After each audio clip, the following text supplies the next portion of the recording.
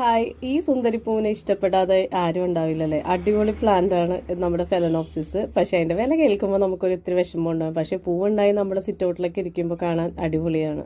അപ്പോൾ ഈ പ്ലാന്റ് ഞാൻ എടുത്തിട്ട് ആഴ്ചയിൽ ഒരു ദിവസം എടുത്തിട്ട് ഒന്ന് വെള്ളത്തിൽ മുക്കി വെക്കാറുണ്ട്. അപ്പോൾ നമുക്ക് എന്താ പറ്റുകയെന്ന് വെച്ചാൽ ഇതിൻ്റെ അകത്തുള്ള ഉറുമ്പും അതുപോലെ തന്നെ എട്ടുകാലി ഉണ്ടാവും, അങ്ങനെയുള്ള എന്തെങ്കിലും പ്രാണികളുണ്ടെങ്കിൽ നമുക്ക് പുറത്തേക്ക് പോരും കേട്ടോ. പിന്നെ ഇതിൻ്റെ ലീഫ് നമ്മുടെ അലോവേര ജെല്ല്, അതായത് പ്ലാന്റിൻ്റെ ഇല കട്ട് ചെയ്തെടുത്തിട്ട് അത് സെൻറ്റർ കട്ട് ചെയ്തെടുത്തിട്ട് അത് നമ്മളിങ്ങനെ ജെല്ല് പുരട്ടി കൊടുക്കാറുണ്ട്.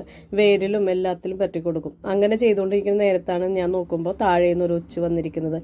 ആദ്യമേ ഒന്നും ഞാൻ കണ്ടില്ല കേട്ടോ. ഇതിപ്പോഴാണ്, ഞാനിപ്പോൾ ഒരു അരമണിക്കൂറായി നമ്മുടെ വേരിങ്ങനെ ഡിപ്പ് ചെയ്ത് വെച്ചിട്ട് വെള്ളത്തിൽ. അപ്പോൾ ഇപ്പോഴാണ് വന്നത് പുറത്തേക്ക്. അപ്പോൾ അങ്ങനെ ഞാൻ ഓർത്തു അത് ഉപ്പ് ആദ്യം എടുത്തിട്ട് നമ്മൾ ചെയ്യാൻ എഴുതി, കാരണം താഴേക്ക് പോയി കഴിഞ്ഞാൽ പിന്നെ മൊത്തം മാറ്റാൻ ബുദ്ധിമുട്ടാവും. അപ്പോൾ അതുകൊണ്ട് അത് അങ്ങനെ തന്നെ ഉപ്പ് തേച്ചിട്ട് ആ ഒരു കരിക്കട്ട ഇങ്ങനെ പൊക്കിയെടുക്കാമെന്ന് എഴുതിയിട്ടുണ്ടായി.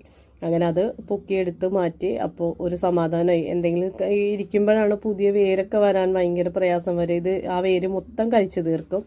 അപ്പോൾ പുറത്തുണ്ടായ പ്ലാന്റിനും ഞാനിതുപോലെ അലോവേര ജെല്ല് പരട്ടി കൊടുത്തിട്ടാണ് കേട്ടോ പുതിയ വേരും അതുപോലെ തന്നെ പുതിയ ലീഫും ഒക്കെ വന്നേക്കുന്നത് കേട്ടോ. അലോവേര ജെല്ല് നല്ലതാണ്, നമ്മളിങ്ങനെ പ്ലാന്റിൽ നിന്ന് എടുത്തിട്ട് അപ്പോൾ തന്നെ കട്ട് ചെയ്തിട്ട് പരട്ടി കൊടുക്കുന്നത്. നിങ്ങളും ട്രൈ ചെയ്ത് നോക്കിക്കോളൂ. ഇങ്ങനെ തന്നെ ചെയ്താൽ മതി കേട്ടോ. ഓക്കെ.